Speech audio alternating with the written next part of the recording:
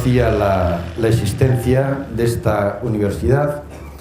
Fue para mí una sorpresa saber que en Bogotá, junto con tantas universidades que hay, que me sorprendió la primera vez que vine, pues precisamente para dar unos cursos en la Universidad Javeriana, me sorprendió la cantidad de universidades que había, y conocí algunas, pero desde luego esta no la conocía, y lo que me gustó particularmente fue lo que me fue contando Camilo, cómo fue el origen de esta universidad, y una universidad que empezó realmente desde la base, pues con el padre Herreros, ¿no?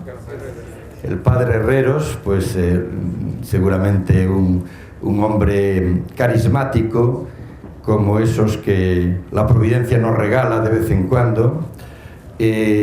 Pues como empezó haciendo casas, ayudando a la gente, con toda seguridad, con una perspectiva inteligente, sabiendo que un colectivo humano no puede progresar fundamentalmente sin educación. Supongo que entre las primeras cosas sería alguna escuela, algo de formación, y para acabar todo esto en una universidad, es decir, un centro de enseñanza superior a la que pueda acudir, supongo que en primer lugar, gente del barrio de toda esta parte de Bogotá. Entonces va a compensar mi pobreza y un poco sentimiento de impotencia en este momento, y el hecho de hablar de pies sin mi botellita de agua, que me traerás en un momento, porque si no me voy apagando así como una vela, y llega un momento en que me veréis casi no puedo hablar, y de repente me quedo apagado. De todas maneras, yo simplemente preparé pues 3 cositas que tengo aquí, y a raíz de esto voy a dialogar con ustedes. Y le decía a Camilo que, oye, tú ya sabes que yo soy muy hablador, es cuestión de decirme, preguntar, ¿y de esto que ha escrito en tal sitio? O de esto? Pues a propósito, pues... y quien dice esto dice, pues todos ustedes, que entiendo que son todos, o la mayoría, profesores, pues de distintos centros, supongo, de esta zona o de por aquí, ¿no?, de esta parte. Bien, pues... Camilo me había pedido que les hablara de la educación, un camino que se forja para alcanzar la plenitud de lo humano. Y lo primero que hice fue, antes de pensar ideas, ¿qué puedo yo transmitir? Hice algo que me parece absolutamente fundamental para hablar de educación, y no desde las nubes, sino desde la realidad. Y primero es... ¿cuál es la situación de América Latina, de Colombia, en esto de la educación? O quizás partir primero de la importancia de la educación. Y buscando pues en internet esa enciclopedia que siempre tenemos a mano, donde tenemos un computador, pues encontré un informe mundial sobre la educación de la UNESCO, que ya decía en el año 1993, quizás ahora más que nunca, la educación es centro de la atención mundial y objeto de consideración crítica. Las filosofías de los valores educativos se hallan en tela de juicio. La eficacia de los sistemas educativos se pone frecuentemente en entredicho. La educación se enfrenta a la vez a una crisis de fe y a una avalancha de esperanza y aspiraciones a la que responder en un mundo que busca solución a tantos complejos problemas. Realmente me encantó escuchar esto en un documento, digamos, oficial, porque realmente esto es lo que yo siento, esto es lo que yo experimento, y estoy completamente convencido de que si los países de Iberoamérica desean realmente cambiar su destino, solo queda un camino posible, y es priorizar la educación e impulsar la actividad creativa. Estoy convencido de que, como decía no sé quién, la ignorancia es la madre de todos los vicios. La ignorancia que no tiene que ver con saber muchas cosas o saber pocas cosas. La ignorancia tiene que ver con el desconocimiento de la realidad, con el desconocimiento de las respuestas adecuadas a esa realidad. Cuando me llamaron para estar estas semanas en Colombia, voy a dar alguna conferencia sobre paz y diálogo, voy a participar en algún encuentro interreligioso. Me pidieron que tuviera muy presente algo evidente. Una de las cosas por las que Colombia es conocido en el mundo, además del café, es por una violencia que ha durado demasiados años y que en muchos aspectos ha devastado esta sociedad, no solo con los cientos de miles de muertos, sino con esos 5 millones de afectados, entre los desplazados, entre los desaparecidos, etc. Estoy profundamente convencido de que esto que les acabo de decir tiene relación directa con eso. Estoy completamente convencido de que la violencia nace de la ignorancia. Absolutamente convencido. La violencia nace de la ignorancia porque quien conoce de verdad, lo primero que aprende es que el otro es mi hermano.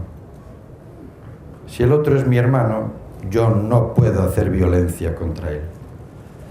Es decir, que la violencia nace completamente de la ignorancia, y una ignorancia que tiene que ver con no estar situado en el mundo o no saber su lugar. En este sentido, mis estudios, de lo que he hablado, de lo que me gusta más hablar, del diálogo intercultural, del diálogo interreligioso, incluso, pues como comentaba Camilo, las 2 tesis doctorales que he hecho tienen relación con esto. Mis estudios me han acercado mucho al pensamiento oriental y lo que yo he descubierto con ellos es que la persona no es un individuo botado en el mundo y ahí pues que se busque la vida, como diríamos por allí por España, sino que la persona, más que un individuo, un ser aislado, la persona es un núcleo de relaciones. Lo que nos constituye como personas no es que nuestro padre nos haya engendrado en nuestra madre y cuando la barriga había alcanzado los meses suficientes era expulsado y se cortaba el cordón umbilical. Lo que nos constituye como personas es cómo nos vamos constituyendo en nuestro ser en relación con los demás. Bueno, son cosas de las carpas, me imagino, ¿no? Entonces, precisamente con mi gran maestro Raymond Panikkar, yo descubrí cómo vivir precisamente eso. Él contaba muchas veces una anécdota genial que a él le debió de impresionar mucho porque se la oí varias veces y en alguna entrevista, en alguna grabación, pues voy a contarla. Pues que llega un misionero pues a la India, quiere motivar a los chicos para que aprendan y entonces pues él les dice: bueno, estáis todos ahí, os ponéis en fila, yo estoy aquí con mi bolsita de caramelos, el primero que llegue hasta aquí, espíritu de competencia, la clave de la educación en Occidente, espíritu de competencia, el primero que llegue hasta aquí le doy la bolsita de caramelos. Empieza a contar, 1, 2, 3, ¿y qué ocurre?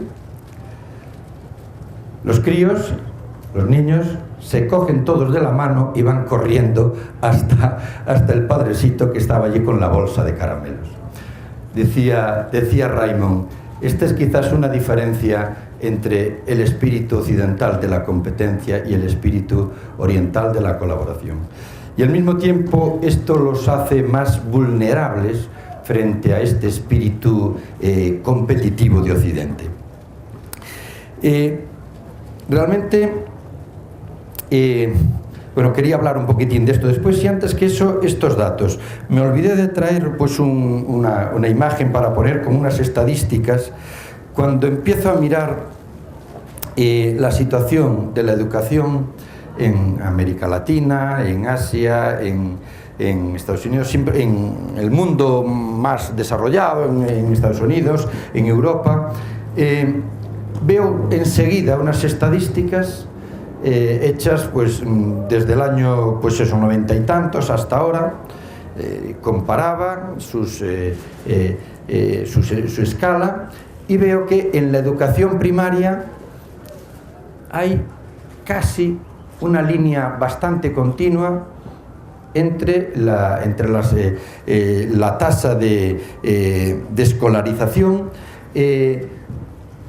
en los países más desarrollados, con más capacidad económica, con más, los países de América Latina, el Caribe, los países incluso en Oriente, no todos igual, evidentemente hay situaciones en África, en ciertos países de Oriente, en que esta escolarización básica baja tremendamente, pero en lo que yo me fijé en estos países desarrollados y América Latina era casi igual.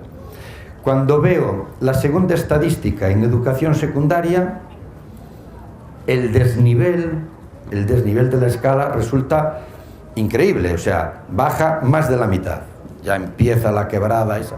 Y cuando me encuentro con la tasa de escolarización, en nivel superior la diferencia es abismal, o sea, parece que estamos hablando de dos mundos, ¿no?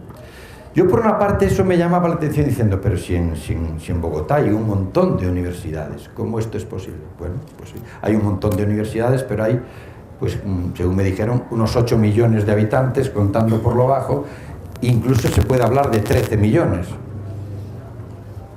Claro. Solamente Bogotá es 4 veces mayor que Galicia, el país donde yo vivo, que pues son 2.700.000-800.000 habitantes. Bien, yo creo que esto está manifestando precisamente una situación injusta que hace violencia. El ser humano es un ser en proceso, tiene capacidad de perfeccionarse, de superarse, de alcanzar su desarrollo, de caminar hacia su plenitud, y solo puede hacerlo realmente en relación, como les decía, en relación. Para alcanzar esa meta, esa plenitud, necesita encontrar, en primer lugar, medios en los que desarrollarse, sobre todo en sus años propiamente de educación. Necesita no solo medios propiamente educativos, sino un ambiente propicio, una fuente de desarrollo en el que vaya creciendo feliz. Un ambiente en el que pueda cultivar esos valores fundamentales como son la veracidad, manifestar lo que creemos y pensamos, la lealtad, ser fieles, rigurosos en los compromisos, la tolerancia, el respeto de los otros y sus opiniones, la austeridad, el espíritu de trabajo, la abnegación, la perseverancia, la caridad, la fraternidad, el cuidado por los que tiene alrededor, porque él también quiere que lo cuiden. Si no hay un espacio en el que realmente desarrollar todo esto, el individuo va a crecer, pues como diríamos, handicapé, como dicen los franceses, no va a crecer. Su crecimiento, de una manera o de otra, a lo mejor sigue creciendo biológicamente, pero su crecimiento personal y su desarrollo se va a ver completamente frustrado. La educación está hoy en crisis. Yo creo que hoy, ayer y antes de ayer, es una de esas cosas que decimos desde hace tantos años. Pero está en crisis y sigue estando en crisis, yo creo que fundamentalmente por dos razones. Una es la razón de método. estoy aquí entre educadores, de esto seguramente saben más que yo. Una es la razón de método, un método que provoca un profundo desinterés y aburrimiento muchas veces en los alumnos que tienen posibilidad de acceso a la educación, incluso de acceso a veces a la educación superior. Se convierte en una rutina insípida para los estudiantes cuando debía de ser algo gratificante. Me dirán, pues lo que nos esforzamos nosotros y tantos proyectos educativos, tantos métodos, tanta pedagogía, y sin embargo muchas veces realmente es así. No conseguimos transmitir la ilusión por aprender que, yo no sé ustedes, pero desde luego yo he tenido en mi vida, y si he sido un devorador de libros, le doy gracias a Dios por haberlo sido. A mí cuando me comentaba el otro día un colega allí en la San Buenaventura, hoy ni los jóvenes que van a la universidad leen, no sé si un libro al año. Dije, pero ¿cómo es posible? Si tienen acceso a todos los libros, si tienen bibliotecas, no. Leen las fotocopias que le manda el profesor porque hay que aprobar la asignatura, pero yo dije, evidentemente, además del fallo de esas personas, está el de la incapacidad para la motivación de sus educadores. Y yo no digo que sea tan fácil, pero desde luego tener esto en guardia a mí me parece absolutamente fundamental. Pero además de este problema de método, yo creo que la educación está permanentemente en crisis por otras razones más de fondo. Quizás por ser una educación basada en el mecanicismo, programas muy mecánicos, en el determinismo, en el materialismo, en que los valores predominantes sean el control, el consumo, la competencia, el éxito material. Quizás una de las características para mí personalmente, quizás es porque soy de humanidades,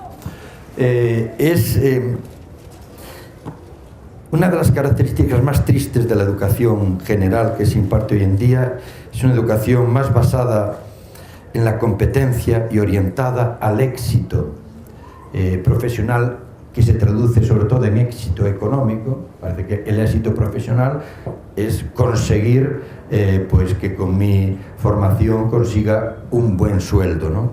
Una educación basada en una competencia que le lleve a uno a ser muy competente, por tanto que esté por encima de los otros, una orientación basada en el poder y en el tener. No sé exactamente, no los conozco, no sé en qué ambiente estoy. Desde luego, por el estilo de este espacio, me imagino que el espíritu del padre Torres sería bien otro, ¿no? Herrero, perdón. Discúlpenme que no. La primera vez que lo vi fue en ese busto que tienen en la universidad. El padre Herrero, con toda seguridad, sería otro. Pero, sin embargo, yo sé que hablo de esto en algunos ambientes y enseguida se me levantarían diciendo, pues claro, ¿para qué vale una buena formación? Pues para tener una buena casa, un buen carro y una buena cuenta bancaria. Lo demás son tonterías. Ahí allá por España tienen un dicho que dice, dame salud y pesetas, que los demás son puñetas. Era cuando no había euros, que eran pesetas. Mire usted, deme salud y deme dinero, lo demás son tonterías. O de los curas, o de los filósofos, o de algún maestro iluso que le parece que hay cosas más importantes que educar que simplemente una buena formación profesional para que... Y esa es una de las razones por las que en mi país las humanidades van de capa caída y la formación técnica es la que va primando. Y por eso, yo cuando pensaba un par de ideas para charlar esta tarde con ustedes, no suelo hablar de educación, por tanto, seguramente son ustedes más técnicos en esto que yo, pero a mí lo primero que se me vino a la mente es que hoy como ayer los dos tipos fundamentales en la educación son aquellos que ya había apuntado Paulo Freire hace tantos años. Yo no sé si, hablando a maestros y a profesores, uy, eso, ¿dónde queda ya, por favor? Pablo Freire murió de viejo, me parece a finales de los 90, ya era mayor. Eso, ¿ya dónde está? Y yo podía pensar, pues qué osado, si esto yo lo estudié en mis años de estudio allá por los años 70. Con qué ilusión leíamos, por lo menos algunos, La pedagogía del oprimido, ¿no? Yo lo tengo, un librito, una edición vieja allá en mi casa. Pues yo, sin embargo, pensando ahora, decía, yo creo que no me equivoco si pienso que los dos tipos fundamentales de educación fue los que genialmente expresó Pablo Freire: la educación bancaria y la educación liberadora. Yo creo que, a pesar de tantas pedagogías, porque además, después de pensar esto, leí alguna cosilla que encontré por internet y en algunos proyectos decía, oye, esto coincide perfectamente con el planteamiento de Pablo Freire. Es decir, Pablo Freire no debe de estar de modé, por lo menos en algunos proyectos educativos, y yo pensaba para mí, ojalá sigan creciendo los maestros y los profesores que digan realmente la educación que merece la pena, por la que merece la pena prepararse a fondo y gastar la vida entera, es una educación que ayude a las personas a desarrollarse, a ser libres, a ser personas dialogales. Saben que la educación bancaria es esa educación que tiene la función de adaptar al educando al ambiente social. Es decir, ¿qué tengo yo que hacer? Lo que tengo que hacer es llenar, como en un banco, el depósito, el dinero, llenar la cabeza del estudiante que tengo delante, llenar la cabeza de conceptos prácticos y sobre todo saber que la función del estudiante es distinta a la del profesor. El profesor enseña, el estudiante aprende, y el estudiante lo único que tiene que hacer es recibir lo que yo, sabio profesor, le tengo que dar. Entonces, eso es parte desde una ascendencia del profesor. Yo soy el educador, yo soy el señor. Entonces, se trata de una educación en la que el educando sabe que tiene que estar sometido al educador si quiere progresar y alcanzar un título que le dé un lugar en la sociedad. Pero lo grave es que el educando admite que mientras dura su proceso educativo, él es el sometido, pero es educado para que cuando le llegue la edad adecuada, convertirse en el que somete. Es decir, yo tengo que aguantar todo lo que me echen durante un tiempo, porque después yo ocuparé el papel del que está arriba frente a los pobres desgraciados que, si quieren algo, tendrán que someterse a lo que yo les digo. Es decir, una educación para la sumisión y para someter, en la que la función es que el estudiante reciba unas pautas, unos valores con pasividad, es el receptáculo vacío en el momento de empezar su educación. El educador debe hablar con tono de mando, con autoridad, porque la posibilidad de que el educando haga realmente su proceso y por tanto llegue a insertarse en una sociedad que funcione. En realidad digo que solo hay estos dos tipos fundamentales porque cuando uno piensa, seguramente han leído todos ustedes El mundo feliz de Aldous Huxley. Si no lo han leído, aunque es una novela con muchos años, se la recomiendo vivamente, ¿no? Un mundo feliz se titulaba. Y la base para ese mundo feliz es que todo mundo estuviera donde tiene que estar. Y para que estuviera donde tiene que estar, sabiendo de lo peligroso que es la libertad, las veleidades. Entonces, los individuos nacían no de una manera natural, sino que nacían en sus respectivas probetas, perfectamente planificados ya para ser hombres alfa, hombres y mujeres beta, hombres y mujeres delta, hombres y mujeres épsilon. Es decir, una escala social perfectamente definida y en el que cada uno tenía que ser lo que era ser, para lo que era predestinado, y así era feliz. Entonces, si los hombres alfa eran la clase dirigente, los hombres beta, pues la clase educadora y tal, así seguían bajando en la escala, y los hombres epsilon eran enseñados y predestinados ya desde el primer momento para ser lo que tenían que ser, estar en la más baja escala social y cumplir las tareas que evidentemente nunca podría realizar, nunca debería realizar los hombres alfa, beta, delta.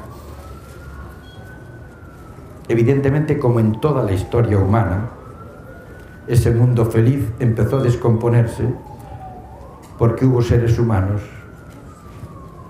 que decidieron tener hijos e hijas de forma natural y no nacer perfectamente predestinados en las puertas. Entonces, cuando yo leo a Pablo Freire lo de la educación bancaria, recuerdo el mundo feliz de Aldous Huxley. Por la contra, la educación liberadora que propone Pablo Freire, en primer lugar, ya para empezar, el educador debe dar la prevalencia del diálogo sobre ninguna otra cosa, el diálogo con el educando. Saben que uno de los lemas de la educación liberadora de Pablo Freire: todos aprenden, todos enseñan. El educador tiene evidentemente mucho que decir, ha aprendido, es un adulto, ha madurado, ha experimentado más, tiene mucho que transmitir. Pero el educador lo que sabe es que el educando también tiene mucho que transmitir. Cuando uno lee El Principito de Antoine de Saint-Exupéry, yo he dicho muchas veces, yo creo que cientos, no sé si miles de veces, que si fuera ministro de Educación sería el primer libro obligatorio que pondría en todas las escuelas. Y es un cuento para niños y un lenguaje infantil, pero la sabiduría que transmite realmente ese. Es decir, en el niño hay una experiencia de la vida, una actitud ante ella que no ha sido quemada cuando llega adulto, está fresca. E incluso yo recuerdo, a mí me gusta mucho la pintura, incluso en mis años fui pintor, acabé en esto, pero podía haber acabado en pintor, que me gustaba mucho. Y recuerdo una frase de Picasso genial: cuando era niño pintaba como un hombre, necesité toda la vida para volver a aprender a pintar como un niño. Y esa es la fuerza de la libertad de la pintura de ese hombre. Entonces, el primer elemento de una educación liberadora, dice muy bien Pablo Freire, es una educación hecha en el diálogo entre educador y educando. El educador no es solo el que educa, sino aquel que en tanto educa es educado, a través del diálogo con el educando, quien al ser educado también educa. Es decir, más allá de un método pedagógico, significa los dos son sujetos. Porque evidentemente en la educación bancaria hay un sujeto, que es el educador, y un objeto, que es el educando.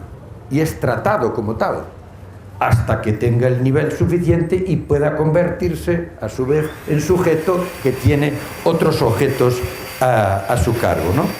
Es el proceso en el que, para ejercer la autoridad, se requiere respetar las libertades de los estudiantes y no en contra de ellos.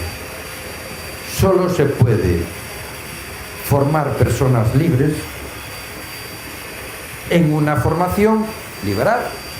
Es decir, de la misma manera que para construir la paz solo se puede construir la paz con un camino pacífico. Los romanos, que eran muy inteligentes, hicieron muchas cosas, ¿verdad? Lo recordaban Monty Python en la vida, ¿cómo era? La vida de Brian, ¿no? ¿Cuánto le debemos a los romanos? Y realmente, ¿no? Pero los romanos tenían una frase que fue tristemente célebre: si vis pace pare bellum. Si quieres lograr la paz, primero prepárate para la guerra, para que otros no te aplasten. Realmente una frase terrible. Si quieres la paz, prepárate para la paz. Si quieres lograr la paz, camina pacíficamente. Si quieres ser un hombre o una mujer libre, camina en libertad desde tu infancia. Ojalá sea así. Pues este es otro presupuesto fundamental de la educación liberadora. Se requiere respetar las libertades. Las personas se educan en libertad, se educan en comunicación, se educan socializadamente. El hombrecito, la mujercita que tengo delante es un sujeto que está construyendo su historia, no un objeto que yo conformo a mi imagen y semejanza, convencido de que realmente yo sé cómo es la sociedad y yo sé cuál es el papel que tiene que... Bien, realmente estas perspectivas de Pablo... Leo simplemente una frase que recuerdo de Pablo Freire y que les apunté aquí. La educación es praxis, reflexión y acción del hombre sobre el mundo para transformarlo. Aún no utilizaba el lenguaje inclusivo que a algunos hoy se nos hace imprescindible, hombres y mujeres o las personas. Bueno, pues una última... Estoy convencido de que la educación que necesitamos hoy, con mucha semejanza con el proyecto liberador de Pablo Freire, es una educación en la que no solo el alumno sea protagonista y sujeto, sino una educación, y quizás en esto no lo desarrollo suficientemente, bueno, pues porque cada uno desarrolla lo que desarrolla, ¿no? Una educación con una perspectiva integral. Yo, para mí, la palabra integral, al lado de educación en libertad, educación dialógica, educación dialogal, quizás la palabra integral es para mí una de las palabras más sagradas al hablar de educación. Precisamente por este tipo de educación que les decía antes, tan unilateral, tan sectaria. Una educación para el desarrollo de todas las capacidades del ser humano. Y las capacidades del ser humano son materiales y espirituales. Materiales, evidentemente, debemos formarnos en ciencia, en razón, en raciocinio, en capacidad de interpretar la realidad, en técnica, sin duda. Estamos en un mundo en que la técnica nos ha permitido muchas cosas. El problema es cuando la técnica solo pertenece a un grupo, a un colectivo, a una clase y no está al servicio de todos. Pero educación en capacidades espirituales. Y yo, cuando hablo de capacidades espirituales, pues desde luego nunca se me ocurre pensar que para educar en capacidades espirituales lo obligatorio que hay que hacer, lo más fundamental, es hacer una oración antes de empezar la clase, como me ocurría cuando yo estudiaba. Yo, cuando hablo de capacidades espirituales, hablo más bien de la experiencia del todo, de la experiencia de profundidad, de la experiencia de totalidad. Lo que distingue una persona espiritual de una persona no espiritual no es necesariamente ser de esta religión, de otra o de ninguna. La diferencia entre una persona espiritual, incluso yo les diría mística, y una que no lo es, estriba en estar en la banalidad, en la superficie de la realidad, o intentar profundizar y buscar constantemente respuesta a esas preguntas que me humanizan, que me hacen desarrollar. E incluso hay un autor medieval que seguramente no conocen porque era un teólogo, Ricardo de San Víctor, dice que el ser humano ha aparecido sobre la tierra con tres ojos que tenía muy abiertos en el paraíso: el ojo empírico, el ojo racional, el tercer ojo, el ojo contemplativo. En el paraíso, cuando vivía en armonía, era Adán, Adamá, humus de la tierra, vivía en armonía con su pareja, con la tierra, con el cosmos, con el creador, con Dios. Tenía los tres ojos perfectamente abiertos: la perspectiva empírica, la perspectiva racional, la perspectiva contemplativa. El pecado le cerró esos ojos, sobre todo el segundo y el tercero. El primero no, porque, pues mira, si empíricamente no sabe que tiene que alimentarse para poder sobrevivir, pues simplemente desaparecería. Entonces la necesidad le estaba creando que ese ojo empírico se desarrollara. El ojo racional le quedó bastante cegado. La irracionalidad de los seres humanos a lo largo de la historia es absolutamente manifiesta. Una irracionalidad que, como les decía al principio, nace de la experiencia. Nace una irracionalidad que nace de la ignorancia, quería decir. Esa ignorancia ha llevado que a lo largo de la historia se hayan desarrollado más los instrumentos de matar que otros muchos instrumentos. Eso es irracionalidad. Eso significa que el segundo ojo está bastante cegado, el ser humano lo ha ido abriendo poco a poco, pero le cuesta trabajo, a pesar de la historia de la filosofía. Porque filósofos también eran los científicos nazis que torturaban a los judíos y de poco les valía su racionalidad. Era una racionalidad irracional. Pero el tercer ojo fue el que quedó más obnubilado, el ojo contemplativo.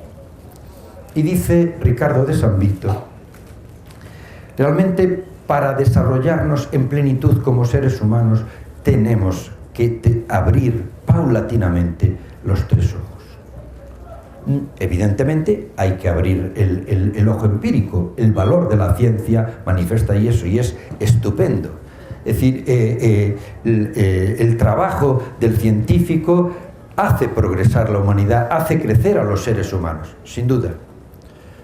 El problema es que la ciencia vale lo mismo para amar que para matar, para crecer que para encoger. Precisamente por eso, el segundo ojo, el ojo racional, nos ayuda a abrirnos a la realidad para comprenderla de una manera más orgánica, más razonable, no sé si racional, pero por lo menos más razonable, nos permite construir un mundo más coherente. Pues los que somos de filosofía, pues evidentemente tenemos que decir, eso es necesario, ¿cómo no va a ser? Pero el problema es que a mis colegas de la Facultad de la Filosofía, el primero y el segundo ojo lo tienen bastante abierto, pero en el tercero no creen. La mayoría no creen. Y el problema es que si no creen, lo tienen cerrado, porque la dimensión espiritual es fundamental en el ser humano, absolutamente fundamental. Quizás el problema es que las religiones hayamos creído tener el patrimonio de la espiritualidad, entonces las personas que no les gusta esto de la religión, pues ¿para qué quieres? Sin embargo, el tercer ojo, el ojo contemplativo, es el que nos permite realmente ver la realidad en toda su profundidad, que es más que la realidad racional. Una polémica que tengo yo con mis colegas, que algunos son muy hegelianos, es esa afirmación, parece absolutamente dogmática de Hegel: todo lo real es racional. Y yo digo, con todos los respetos a ese grandísimo filósofo que yo estudio también y tengo que enseñar más de una vez, me parece una tontería. Hay más realidad que la realidad racional. Hay más realidad que la que yo puedo captar con mi ojo empírico y mi ojo racional. Afortunadamente. Y afortunadamente yo no puedo controlar toda esa realidad. Y por eso la realidad me sorprende cada día. Y quizás, si me apuran, lo maravilloso es que esto es lo que vienen experimentando los mismos científicos en los últimos 50 o 60 años. Cuando Max Planck y Radinger, Heisenberg, etcétera, desarrollaron la física cuántica, a un científico tan grandísimo como Einstein, que muchos dicen que es el no va más del siglo XX, dijo: mira, eso es una locura, eso no puede ser, esto. Dios no juega a los dados, ¿no? Esto no puede ser, ¿no? Afortunadamente, la física cuántica no solo fue desarrollando unas hipótesis, unas tesis, sino se fue comprobando en el laboratorio que realmente esto era así. Que la realidad no es perfectamente controlable, no es como un reloj que si conoces el funcionamiento ya lo sabes todo de él, este pensamiento cartesiano, ¿no? Y hoy, pues hasta tal punto la física cuántica está probada que hay tecnología cuántica, como saben, hay hasta ordenadores cuánticos. A mí me gusta mucho el cine, además de que me gusta pintar, no sé ustedes, y he visto una película reciente que quizás hayan visto, no sé si la han estrenado aquí, Transcendence, la última película de Johnny Depp, ¿sí? Pues no sé si la han visto, les recomiendo que la vean. Entre otras cosas porque lo que yo he aprendido hace tiempo es que estamos en un mundo, la tecnología ha llegado tan lejos que prácticamente todo lo que se puede pensar se puede realizar. Y con toda seguridad, los que no estamos en ese mundo somos ignorantes de las cosas que se realizan. Y realmente una película como esa manifiesta hasta dónde puede llevar el control de la ciencia. Pues les decía esto que el ojo racional y el ojo empírico, realmente, si no van aunados a abrir el ojo contemplativo, el ser humano está, incluso permítame la palabra, castrado en su crecimiento. Es imposible un desarrollo integral. Y en este sentido, el pensamiento, la espiritualidad oriental nos están ayudando a ver la mentira y la verdad, nuestra mentira y nuestra verdad, lo que son ilusiones, y esas ilusiones que generan constante violencia, y lo que es a lo que estamos llamados a vivir en armonía con nosotros mismos, con nuestros hermanos, con el cosmos, con la naturaleza, con el fundamento de la naturaleza que decimos las personas religiosas, que no es otro que Dios, porque Dios es profundamente relacional, como yo aprendí con mi maestro Panikkar, cuando habla de la perspectiva cosmoteándrica.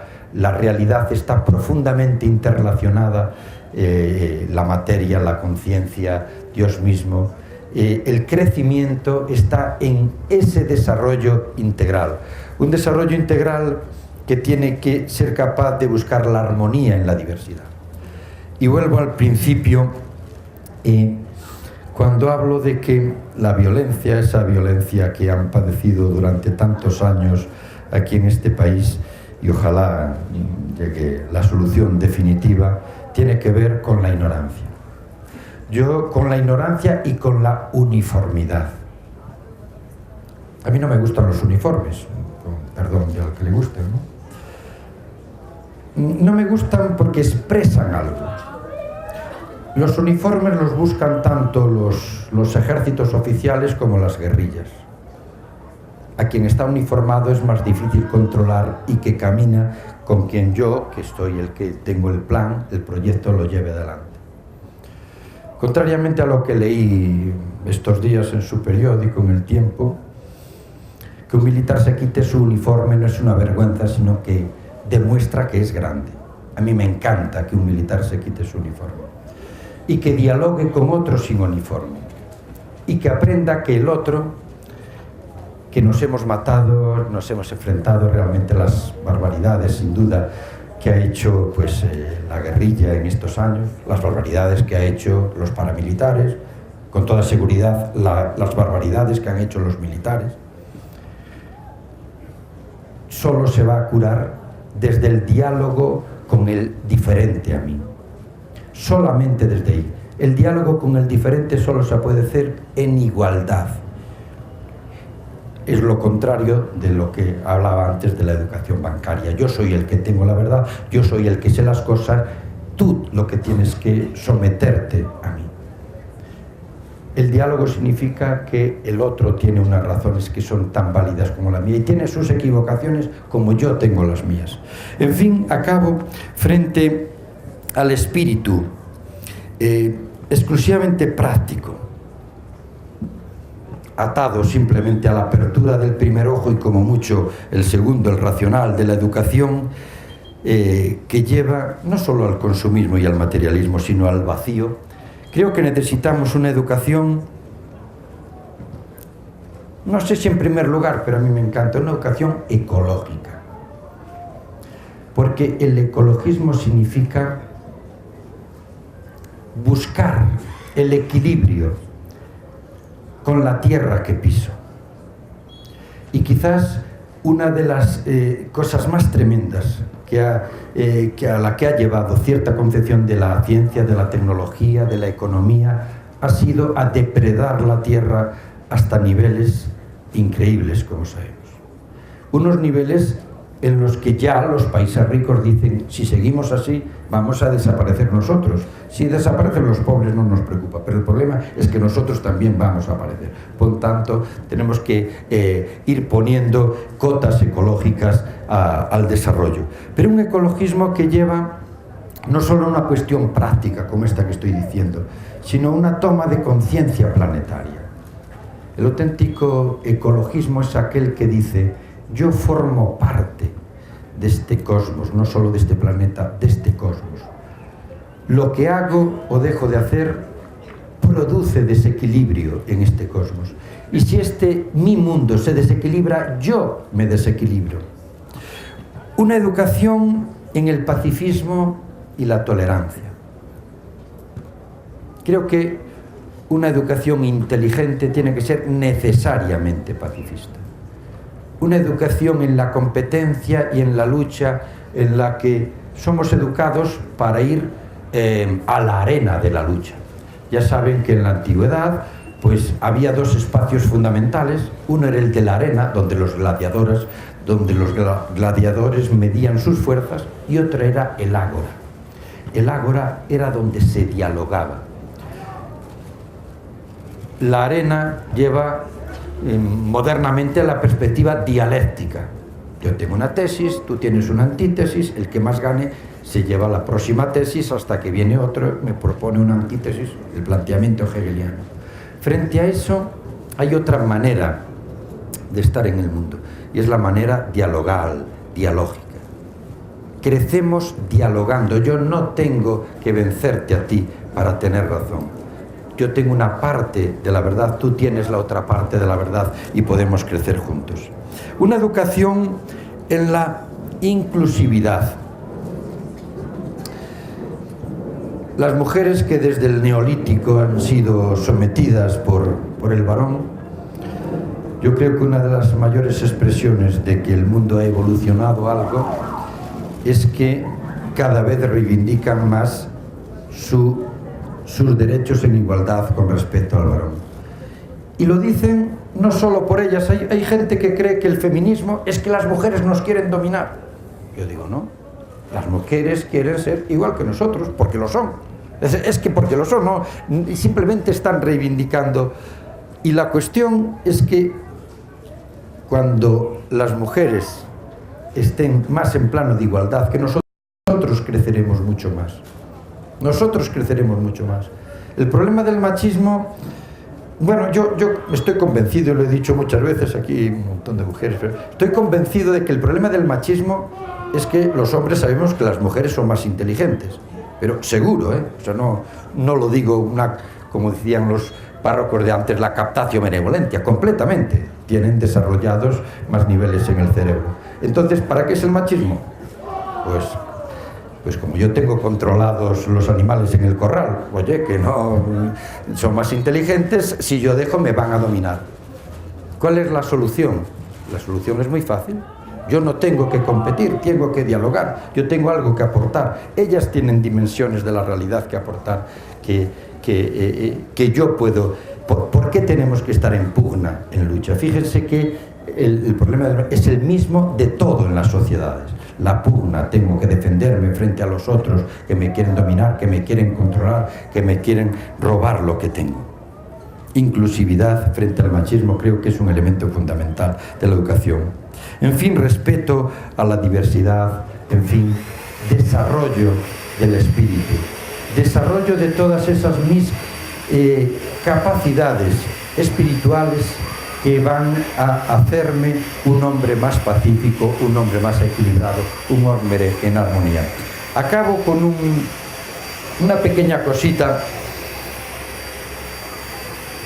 El budismo, los budistas hablan de que los seres humanos aparecimos en la tierra en pureza, lo que nosotros, la tradición judío-cristiana habla del paraíso. Lo que pasa es que los budistas dicen, en pureza éramos transparentes, éramos realmente puro espíritu. Las luchas, las envidias, la violencia, el no respeto del otro, nos fueron poco a poco haciéndonos más opacos hasta convertirnos en esto que somos. ¿Cuál es el proceso que tenemos que hacer? Ir purificándonos paulatinamente a todos los niveles para volver a ser esa realidad transparente espiritual. Bueno, pues muchas gracias, yo estoy muy cansado.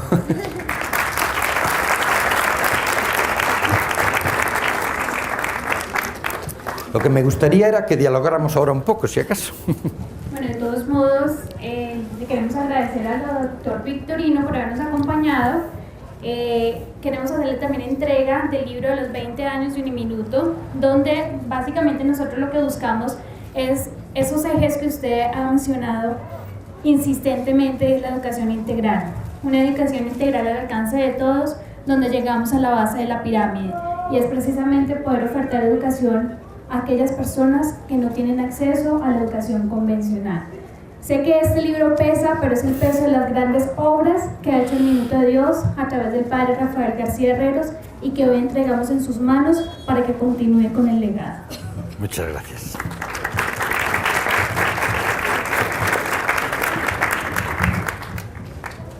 Bueno, pues quizás podíamos dialogar.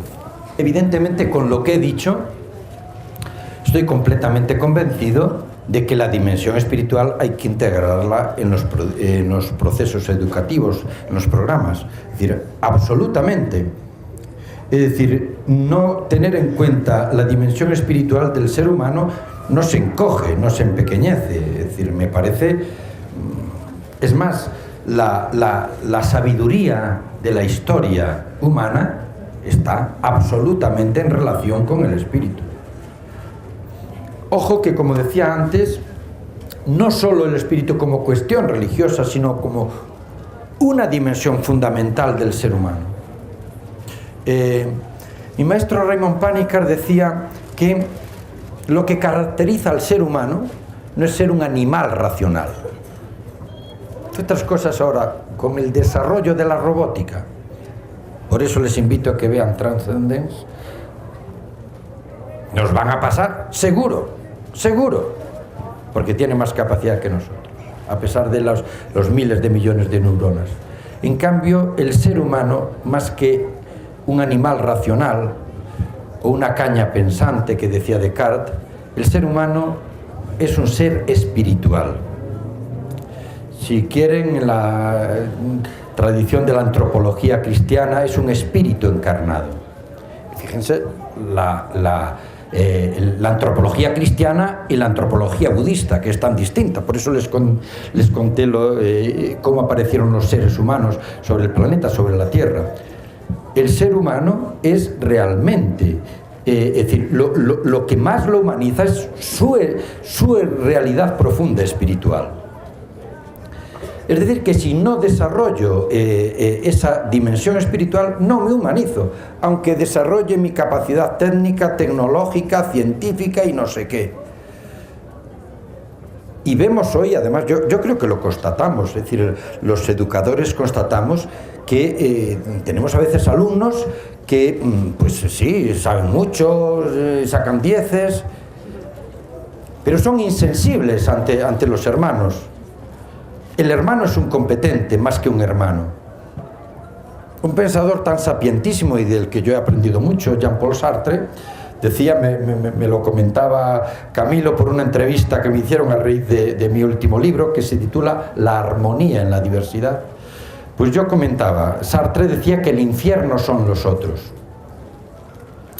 Y yo decía, sí, ciertamente pueden ser el infierno. Pero es que si pueden ser el infierno, en realidad los otros son mi posibilidad para ser yo. Es decir, no es la competencia. Yo puedo ser yo, puedo crecer como persona en relación con los otros. Si tenemos una educación en la que el otro es mi enemigo porque es la competencia, estamos degradando al ser humano. Yo recuerdo cuando yo estudiaba, copiábamos unos por otros y el problema era si nos cogía el profesor, pero ahora yo veo que los alumnos, porque si el compañero copia de mí puede llevar una nota mejor que yo, y el compañero es la competencia, es mi enemigo, es horrible. A mí eso, perdone, pero me parece horrible. Y además, si se cree en esa competencia, se crece en la violencia, es decir, está todo íntimamente relacionado. O hacemos que nuestros educandos crezcan desde una dimensión espiritual y armónica con toda la realidad, relacionando ciencia y espíritu, o si no, creo que es una educación absolutamente frustrada.